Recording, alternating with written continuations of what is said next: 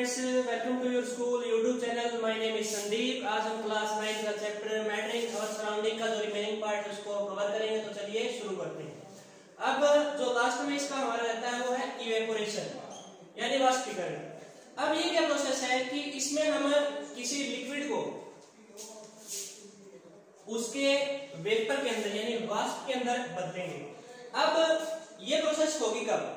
जब हम कोई टेम्परेचर की कंडीशन इसके अंदर अप्लाई करेंगे यानी तापमान की स्थिति लगाएंगे। अब देखते हैं कि 100 डिग्री सेल्सियस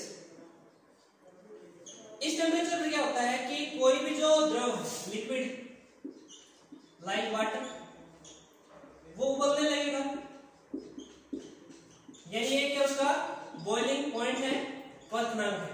अब इससे नीचे का कोई भी टेम्परेचर है उस पर जब भी कोई लिक्विड है उसकी स्टेट बदलेगी, हम उसे क्या बोलेंगे? इवेपोरेशन। अब इवेपोरेशन के लिए हम क्या देखते हैं कि फैक्टर अफेक्टिंग इवेपोरेशन यानी वाष्पीकरण को प्रभावित कौन कौन से कारक करेंगे, यानी किस चीज पे जो इवेपोरेशन है वो डिपेंड करेगा। तो फर्स्ट अगर हम देखें तो ये है इंक्रीज ऑफ सरफेस एरिया यानी सतह सतह जब बढ़ेगा। तो इसके लिए एग्जांपल लेते हैं। हमारे पास जैसे दो कोई टम्बलर है या दो बर्तन है, इन दोनों का सरफेस एरिया जो है अलग अलग है। इसके अंदर हम लिक्विड जैसे वाटर डाल देते हैं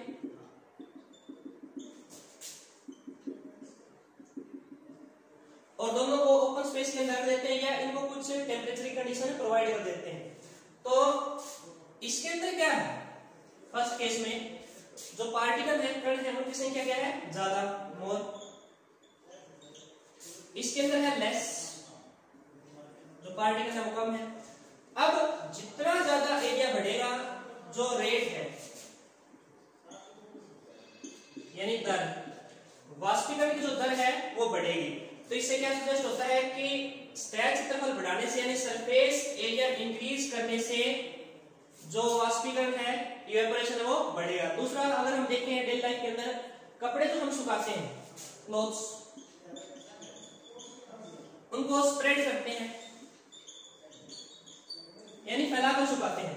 फैलाने से क्या होगा? सरफेस एरिया बढ़ेगा, इसलिए क्या है वो जल्दी सूख जाएगा। इसका सेकंड जो फैक्टर है, दूसरा कारक है, वो है इंक्रीज इन टेम्परेचर यानी तापमान बढ़ाने पर। तो पिछली वीडियोस के अंदर आपने देखा होगा कि टेम्परेचर यानी तापमान जो है, जब भी हमने किसी लिक्विड का बढ़ाया था,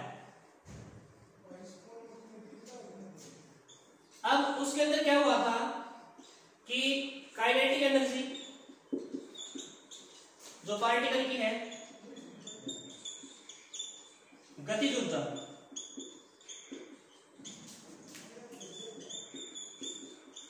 वो बढ़ गई थी। अब जितना ज्यादा टेम्परेचर बढ़ाएंगे वो काइनेटिक एनर्जी बढ़ेगी और उसके साथ जो रेट ऑफ इवेपोरेशन है वो फास्ट होगा। अगर अब तीसरा फैक्टर हम देखते हैं, ए डिक्रीज इन ह्यूमिडिटी यानी आर्द्रता में कमी। आर्द्रता क्या होती है? नमी, यानी एनवायरनमेंट के अंदर, वातावरण के अंदर जितने वाटर वेपर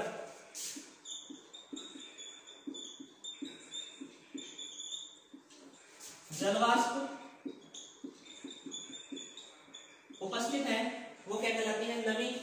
अब इसने बोला है कि डिक्रीज इन ह्यूमिडिटी यानी नमी को कम करने पर, अब जितनी कम नमी होगी जो रेट है इवेपोरेशन की वो क्या होगी? फास्ट, वो बढ़ेगी। क्योंकि अगर पहले से वाटर वेपर वहां पे प्रेजेंट रहेंगे तो और वाटर वेपर की जाने के लिए जगह नहीं रहेगी। अगर कम रहेंगे तो और वाटर वेपर वहां पर जा सकते हैं। तो देखते हैं जैसे बरसात के दिनों में हम कपड़े सुखाने तो वो कपड़े काफी ज्यादा समय लेंगे,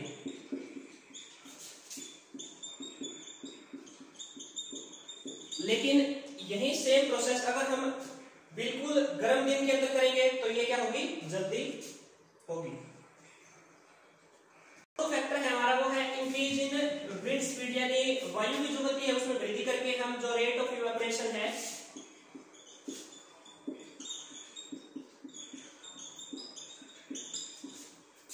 वो बढ़ा सकते हैं। तो ये कैसे होगा?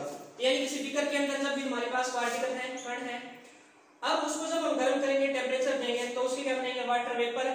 और वो वेपर अगर विंड जो है वो स्पीड के साथ चलेगी तो उनको अपनी जगह से हटा देगी और उसकी जगह नए जो पार्टिकल है, नए कण है वो आ जाएंगे। तो इससे क्या है, जो विंड स्पीड को बढ़ाने से रेट ऑफ इवेपोरेशन है वो बढ़ेगा।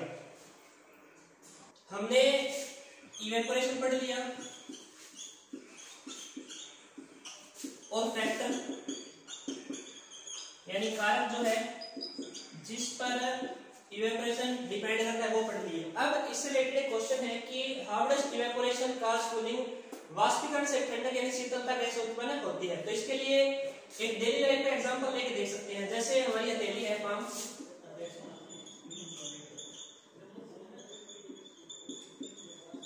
इस पर हम कुछ पेट्रोल डालें तो हमें ये ठंडा महसूस होगा, कूल।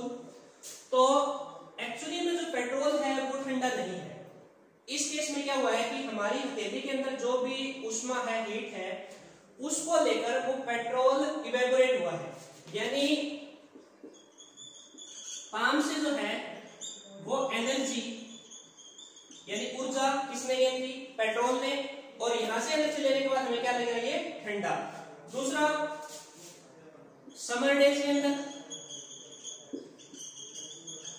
गर्मियों के दिनों में जब हमारे शरीर में पसीना आता है स्वेट, तो उस टाइम क्या होता है कि पसीने के साथ जब हम किसी भी फैन के नीचे जब बैठेंगे तो वहां से क्या होगा, इवेपोरेशन।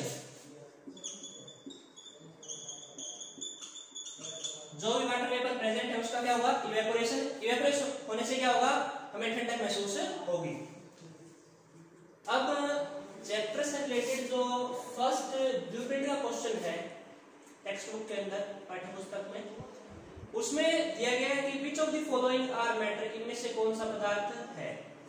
अपने को दिए गए हैं chair, air, love, smell, hate, almonds, hot, cold, lemon, water, smell of perfume.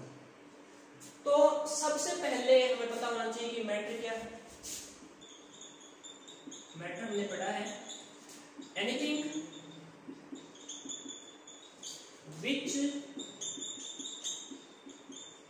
occupy some space and has mass।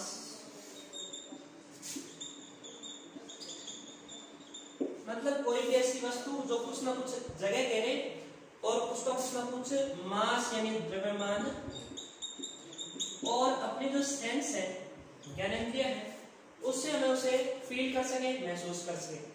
तो चेयर है भाई, कुर्सी, फील कर सकते हैं, है मैटर। एयर है, एयर के भी पार्टिकल होते हैं, कण होते हैं, ये भी क्या है, मैटर है। उसके बाद सुझाव क्या, कैसे कोई पार्टिकल है, कोई कण है, ये फीलिंग। दूसरा, स्मेल, गंध या सुगंध। अब स्मेल किसी पर्टिकुलर प्रोडक्ट की है तो वो मैटर के अंदर काउंट होगी क्योंकि इसके पार्टिकल हैं, ये नहीं होगा। उसके बाद है हेट यानी घृणा, घृणा किसी से होगी, ये भी क्या है, फीलिंग है, तो ये मैटर के अंदर काउंट नहीं होगा। उसके बाद आलमंड्स है, बादाम है, देखते हैं, फील कर सकते हैं, महसूस कर सकते हैं, मैटर है। उसके बाद है थॉट, सोच, विचार, कैसे जो पार्टिकल है गैस को महसूस कर सकते हैं, तो नहीं, ये मैटर के अंदर काउंट नहीं होगा। उसके बाद है कोल्ड, शीत या ठंड। इसके अंदर क्या है कि कोल्ड किस चीज की कोल्ड, कोई भी सब्सटेंस है उसकी अगर कोल्ड होगी तो वो मैटर के अंदर काउंट होगी, वरना नहीं। उसके बाद लेमन, नींबू है भाई, बिल्कुल। वाटर देखते हैं हम, महसूस कर सकते हैं, तो ये भी मैटर के अंदर है। अब देखिए स्मेल ऑफ परफ्यूम यानी इत्र की सुगंध या गंध। यहाँ पर हमने स्मेल देखा है कि वो मैटर के अंदर हमने काउंट नहीं किया, लेकिन ये जो है स्मेल ऑफ परफ्यूम यानी ये लिक्विड फॉर्म के अंदर प्रेजेंट होता है। जब इसको हम बाहर निकालते हैं तो इसके वेपर बनते हैं, तो ये भी क्या है, मैटर के अंदर काउंट होगा। एक और जो ब्लूप्रिंट क्वेश्चन है पाठ्य पुस्तक का, उसके अंदर हम देखते हैं कि दिया गया है कि a gas completely fills the container in which it kept give reason. एक गैस जो है उस बर्तन को पूरी तरह भर देती है जिसके अंदर इसको रखा जाता है और हमें बताना है कारण कि क्यों ऐसा होता है। तो हम देखते हैं कि सॉलिड, लिक्विड और गैस, इनके अंदर जो गैस है इसके जो पार्टिकल होते हैं, कण होते हैं, वो होते हैं सबसे ज्यादा दूर, उनकी कोई भी फिक्स पोजीशन नहीं है, वो रैंडम मोशन के अंदर रहते हैं। अब कंप्रेस करके जब भी पार्टिकल को किसी भी कंटेनर के अंदर डालेंगे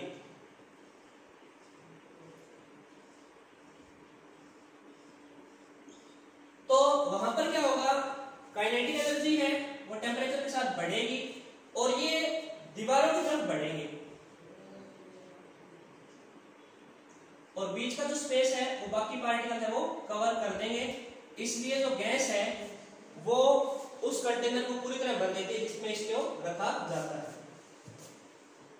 अब टेम्परेचर से रिलेटेड यानी तापमान से रिलेटेड एक क्वेश्चन है वो देख लेते हैं। पहले ये पता होना चाहिए कि 0 डिग्री सेल्सियस जो अपना टेम्परेचर होता है वो 273 यानी 273 केल्विन के बराबर होता है। तो इसके लिए एक क्वेश्चन दिया गया, convert the following temperature into Celsius scale. Celsius के अंदर बदलना है हमें केल्विन को। अब इसका एक मेथड है कि केल्विन को जब भी कन्वर्ट करना हो सेल्सियस के अंदर, इसमें क्या करेंगे कि 273 केल्विन की जो रेंज है वो इसमें से माइनस कर देंगे, 273 और आंसर जो आएगा वो आएगा डिग्री सेल्सियस के अंदर। तो 300 में से 273 केल्विन अगर माइनस करेंगे तो हमारे पास कितना बचेगा, 27 डिग्री सेल्सियस। दूसरा क्वेश्चन दिया है अपने को कि 573 केल्विन टेम्परेचर गिवन है, इसको भी हमें सेल्सियस स्केल के अंदर कन्वर्ट करना है। तो सेम मेथड 573 माइनस में 273 डिग्री सेल्सियस, तो आंसर क्या आएगा अपना 300 डिग्री सेल्सियस। अब नेक्स्ट जो क्वेश्चन है उसमें पूछा गया है कि फिजिकल स्टेट ऑफ वाटर, जल की भौतिक अवस्था। दो टेम्परेचर रेंज गिवन है अपने को, एक तो है 250 डिग्री सेल्सियस 250 डिग्री सेल्सियस और सेकंड है 100 डिग्री सेल्सियस। तो इसके अंदर हमें बताना है कि जो वाटर है वो दोनों स्टेट के अंदर कौन सी अवस्था के अंदर पाया जाएगा। तो फर्स्ट देखते हैं 250 डिग्री सेल्सियस, ये जो टेम्परेचर रेंज है वो 100 से क्या है ज्यादा।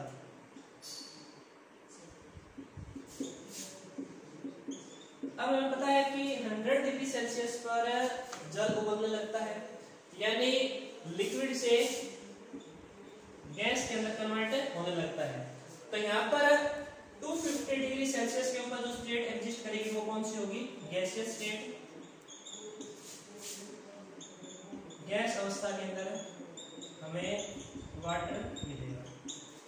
सेकंड है 100 डिग्री सेल्सियस, इस पर क्या है कि वाटर उबलने लगता है तो यानी लिक्विड गैस में कन्वर्ट होना स्टार्ट हो जाता है। तो अब हम इसके अंदर देखते हैं कि एक चीज हमने पढ़ी है, लेटेंट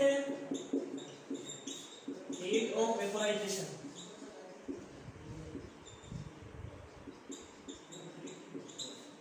वाष्पीकरण मुक्त ऊष्मा,